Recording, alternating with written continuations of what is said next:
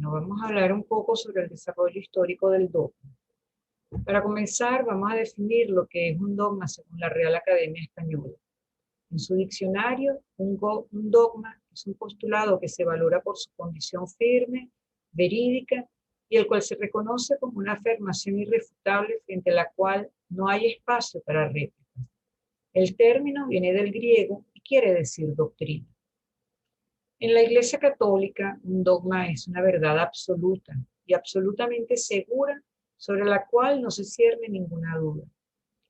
Una vez proclamado solemnemente, ningún dogma puede ser derogado o negado, ni por el Papa ni por una decisión conciliar. Los dogmas de fe son verdades que han sido reveladas por Dios y han sido transmitidas desde los apóstoles a través de las escrituras y de la tradición, y propuestos por la Iglesia para su aceptación a los fieles católicos. El proceso dogmático comenzó 3 siglos después del principio del cristianismo. El enfoque histórico-político constata que tales definiciones son productos de concilios universales que representan a todas las iglesias.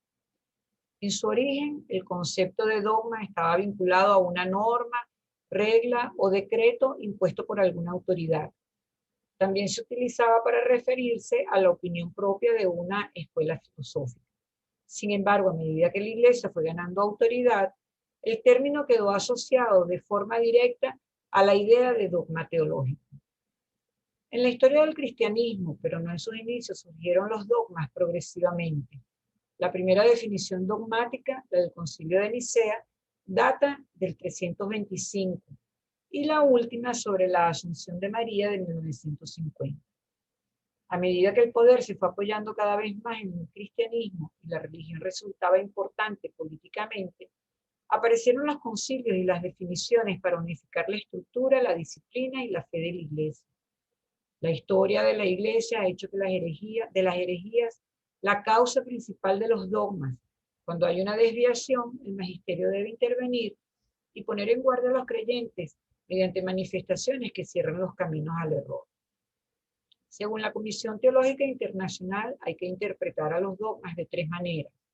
El verbum rememorativum, que tiene que ser interpretado en el conjunto del Antiguo y del Nuevo Testamento, según la analogía de la fe. De la forma del verbum demonstrativo, interpretarlos como verdad salvífica y transmitirlo a los hombres de cada tiempo de modo vivo, que les hable y los interpele. Y el verbum pronosticum, que deben despertar esperanza, y por ello tienen que interpretarse mirando al fin último y a la consumación del hombre y del mundo, y entenderse como doxología. El camino histórico de los concilios, Nicea en el 325, el primero de Constantinopla en el 381, Éfeso en el 431, el de Calcedonia en el 351, el segundo de Constantinopla en el 553 y los siguientes concilios de la Iglesia antigua muestran que la historia de los dogmas es un proceso de interpretación constante y viva de la tradición. El Concilio Segundo de Nicea sintetizó la doctrina unánime de los padres, según la cual el Evangelio se transmite en la paradosis de la Iglesia Católica, guiada por el Espíritu Santo. El Concilio de Trento en 1545 defendió esta doctrina y advirtió del peligro de una explicación privada de la Escritura y añadió que correspondía a la Iglesia juzgar sobre el verdadero sentido de la Escritura y su interpretación. El Concilio Vaticano I en 1869 repite la doctrina de Trento y reconoce además un desarrollo de los dogmas en la medida en que se tenía lugar en el mismo sentido, pero con el mismo y siempre con el mismo significado. El concilio además enseñó que en los dogmas hay que mantener permanentemente el sentido que la Iglesia haya expuesto una vez. Es decir, los dogmas son irreversibles e irreformables, cualidades que se ponen en relación con la infalibilidad del Padre, con la infalibilidad otorgada por el Espíritu Santo a la Iglesia, especialmente al Papa en materia de fe y las costumbres.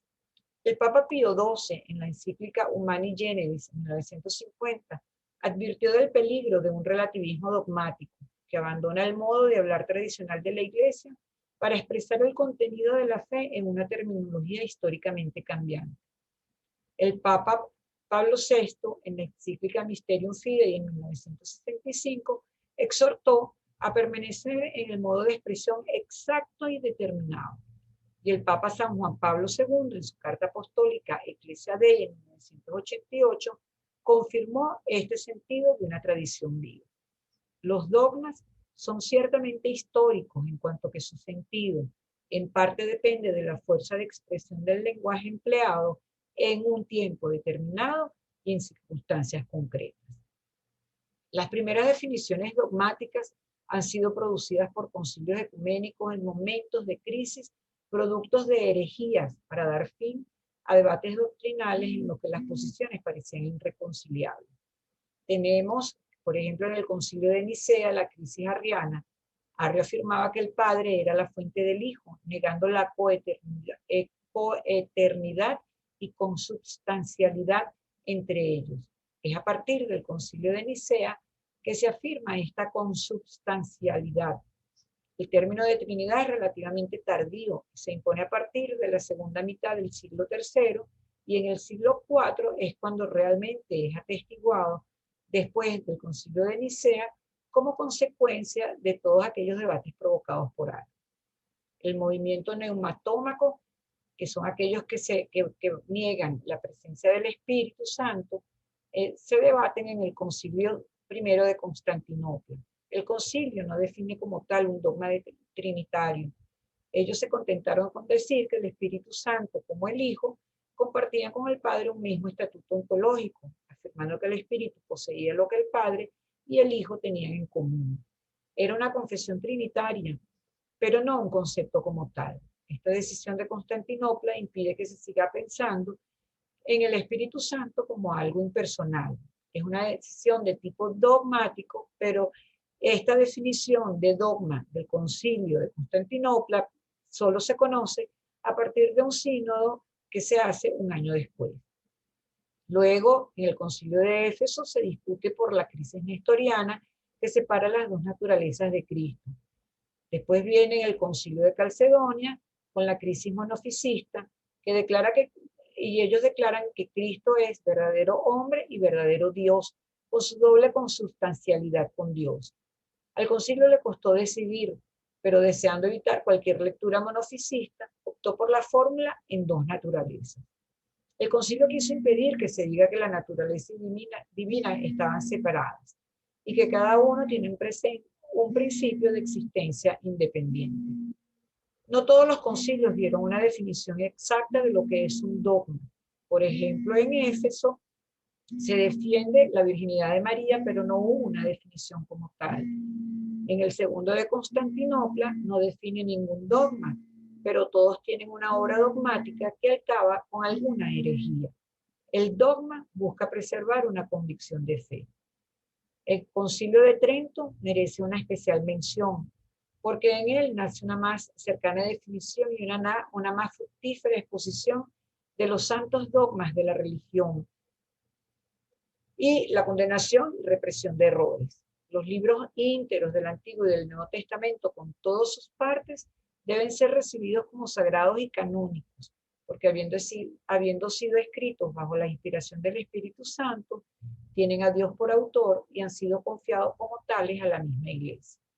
La Iglesia Católica profesa que la fe, principio de la salvación humana, es una virtud sobrenatural por medio de la cual, con la inspiración y ayuda de la gracia de Dios, creemos como verdadero aquello que Él ha revelado, no porque percibamos su verdad intrínseca, porque la luz natural de la razón, sino por la autoridad de Dios mismo, que revela y no puede engañar ni ser engañado.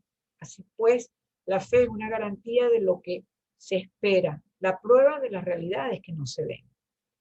La mentalidad dogmática constituye un fenómeno totalmente moderno, lo que explica que no existe una teología dogmática en el sentido moderno del término, sino hasta el siglo XVII.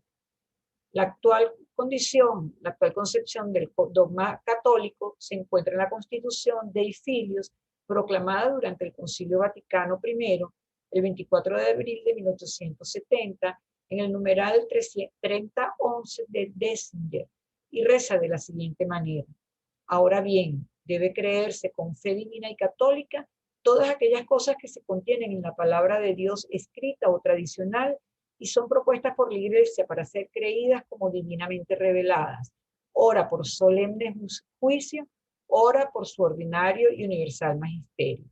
El Concilio Vaticano I los llamó verdades de fe divina católica. En cuanto a la naturaleza de los dogmas, la doctrina de la fe, nombre que le da el concilio, no pueden considerarse un hallazgo filosófico que puede ser perfeccionado por el humano, no son producto de la reflexión ni del pensamiento que llega, son un legado de Cristo, son como un depósito divino que debe ser fielmente guardados e infaliblemente declarados.